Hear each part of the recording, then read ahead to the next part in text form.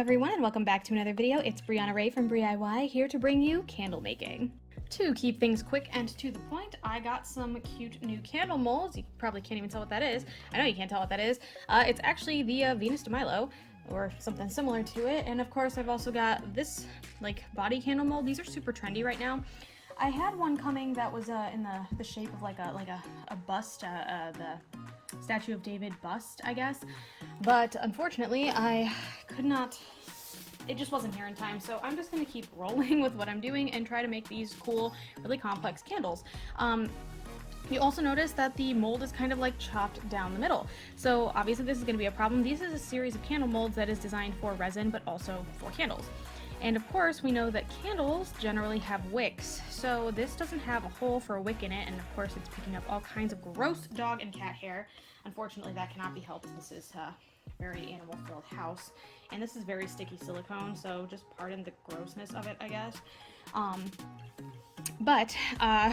I do kind of need to poke my own hole in there, and you're supposed to kind of wrap it around with a bunch of ribbon to kind of keep it from like falling apart, and I think that's kind of risky, but also I just want to see if this even works. So my solution to this problem is I gotta somehow get a wick in there, and I gotta keep it tight and tiny enough that it won't leak.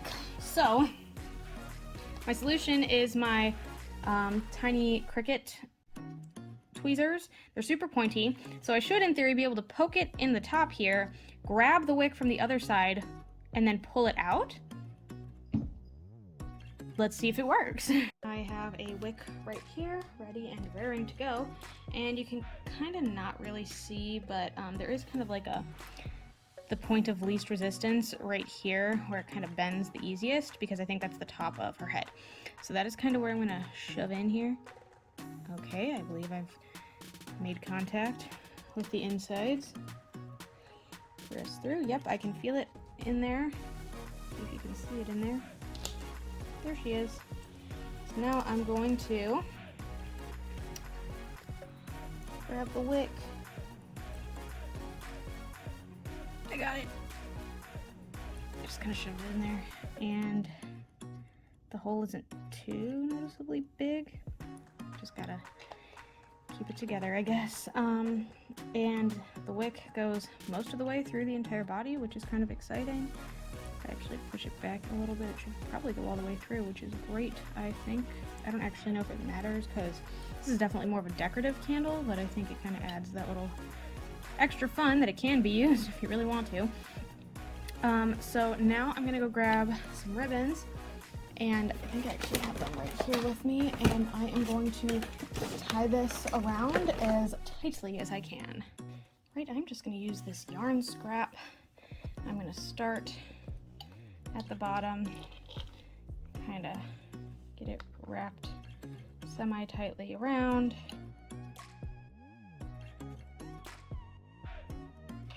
On this one, the method with the tweezers worked a lot better, and I was able to pull it out. And of course, this is a little bit too long, so if I pull it all the way through, I'm going to kind of just lay it nice and flat, and I'll just trim the wick from the top later. Alright, so I got a hot plate, and I got one of these things, just so that I can have something specifically for making candles. Up to this point, I've just been kind of using Pyrex, and that's not cool, man. So I have a big old bag of beeswax pellets right here. I have no idea how much I need, but you know, I guess I'd rather have too much than too little, right? So I'm going to maybe fill this part way, I don't know, maybe 2/3 of the way. I don't actually know what I should be doing or what's appropriate. This is entirely me winging this. The reason I'm making this in particular right now is because I like to do big bulk gifts for my coworkers around Christmas time, and last year I made soaps for everybody that you saw on my channel. I can link that video up above. But I found out that one of my coworkers actually has an allergy to different fragrances, and when I decided I wanted to do candles this year, I remembered that she didn't want to do that she couldn't do fragrance, so I'm going to specifically make one for her that instead of doing fragrance, I'm going to pop some dried flowers into, and I have some lavender buds that I think would be very nice. I have just like a variety of nice dried flowers that I might be able to work with here. But I think lavender buds are always a good bet.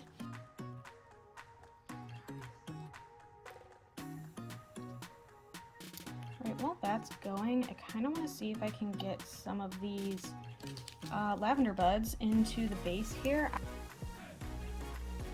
I'm kind of gonna tap them into the, oh wait, that worked. I can kind of see them all the way at the bottom there. Also, I hate the way this sounds. God. Gross. It has only been about 5 minutes, probably a little less than 5 minutes, and everything has melted. Obviously, the volume has kind of gone down a bit, but the job has been done. So now I think I'm going to sprinkle some of these lavender buds in there. Not too many, just enough. I'm going to give it a little swirl with my spoon so that they're interspersed. I don't know if they're going to stay that way or what. Or if they float. They might float for all I know, but yeah, it looks like they're floating. That's fine. It was a fun experiment anyway. So now I think it's time to actually kind of get back and get this baby poured. All right, they're both standing. I'm very nervous about this angle because it's very different than anywhere I've ever really put my camera before, but it's time to pour. So let's pour. Okay. Have too much. I'm gonna go check my resin molds and see if there's anything cool in there. I have this and some fluorescent purple dye. So let's see if I can just make like a gemstone style situation.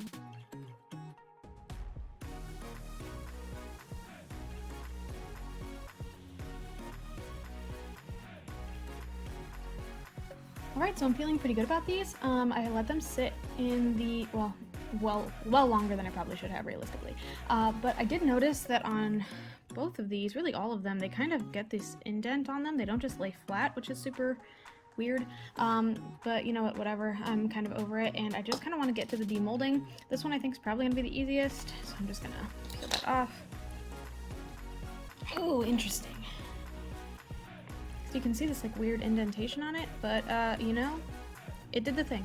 This one's nice and stretchy. This silicone is a lot different, a lot more bendable. So this one should pop out pretty easily. At least I'm hoping so. I'm a little more worried about the wick than anything, and I obviously don't want to break the candle or get any scratches in it. Oh, she's got nipples. That's cute. Ooh, I'm just super jazzed about this one. Let's get it undone.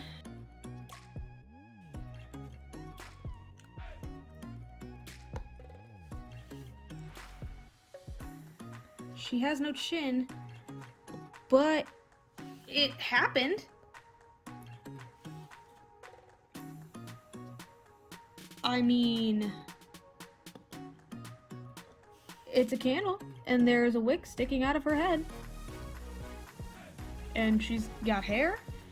Hey, this is me in post, and I just wanted to say I think it is absolutely hilarious how I'm obviously avoiding the fact that I created a zombie Venus de Milo with how many lavender buds there are in there, and I'm so positive. And obviously all of the lavender buds went to the head, which was a choice and definitely a look. But it works, and it is functioning. Ha ha. Yeah, I did it. I made some fancy candles, and they turned out shockingly okay. She does look a little bit zombie-esque with this look.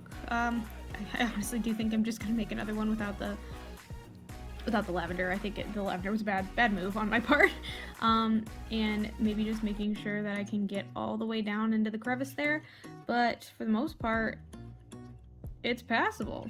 I think I'm just gonna pop the silver things off the bottom too, because I think all they did was cause problems for me.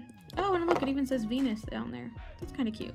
Yeah, this would be really cute if I had done it right. So, I made some bad moves, but I think I've learned something, and I'm ready to move on. With all that said, thank you so much for watching. If you like what you saw, feel free to like and subscribe. I do put out new videos every Sunday at noon Eastern Standard Time, and I would love for you to be here for the next one.